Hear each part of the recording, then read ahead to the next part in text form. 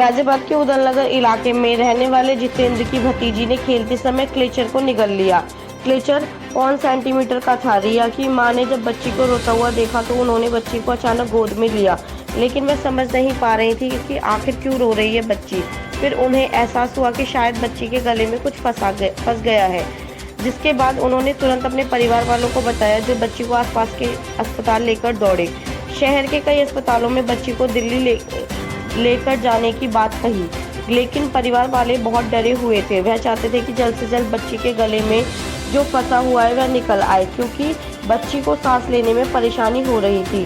रिया के ताऊ जितेंद्र बताते हैं कि बच्ची दर्द से छटपटा रही थी, साथ ही उसे सांस लेने में भी परेशानी हो रही थी। हम सब घबराए हुए थे, कुछ समझ नहीं आ रहा था क्या करें।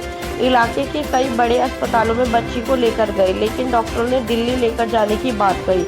हमारे पास वक्त नहीं था। फिर किसी ने हमें बताया कि पटेल नगर स्थित डॉक्टर संजय सैनी के यहाँ ले जाओ।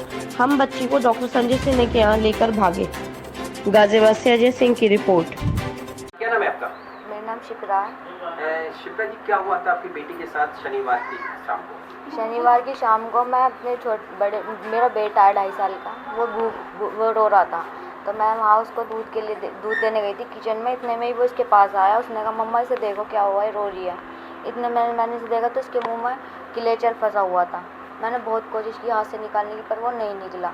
हम सारे डॉक्टरों के पास गए, पर हमें डॉक्टरों ने सबने जवाब दे दिया था कि अब कुछ नहीं हो सकता, अब बाहर ले जाइए। कहाँ के? दिल्ली के लिए? हाँ, हमें दिल्ली के लिए रेफ़र बोल दिया था, रेफ़र करा था कि दिल्ली में ले जाइए। पर लेकिन फिर डॉक्टर सैनी है, उन्होंने बोला कि अब मैं रिस्क ले रहा हूँ अपने ऊपर, अगर ये बच जाए तो।